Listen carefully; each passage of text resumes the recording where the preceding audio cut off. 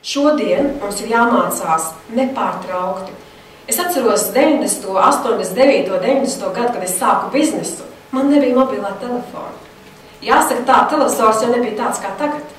Un daudz citu lietu nebija. Man dēls vienkārši, mans 11-gadīgais dēls, saka, bet kā jūs varējāt dzīvot? Un tad tiešām jautājums, ka jā, kā varējām, bet kā mēs plānojām, lai mēs aizbrauktu. Mums nebija mašīnas tajā laikā. Lai mēs aizbrauktu uz šo tikšanos, mums bija salikts. Nevarēja tā aizbraukt un piezvanīt, es kavējos te korķīts maziņš vai liels.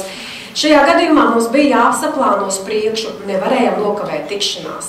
Un līdz ar to, tas laikā ejot, arī ja mēs skatāmies saviem uzņēmumiem, manā uzņēmumā 20 gadus atpakaļ jau nebija tā tehnoloģija, kas tagad. Sociālie tīkli, twitterošanas un Skype, un kas vien nav, un e-semināri, un jau semināri caur internetu neizēj no kabineta un jau mācies.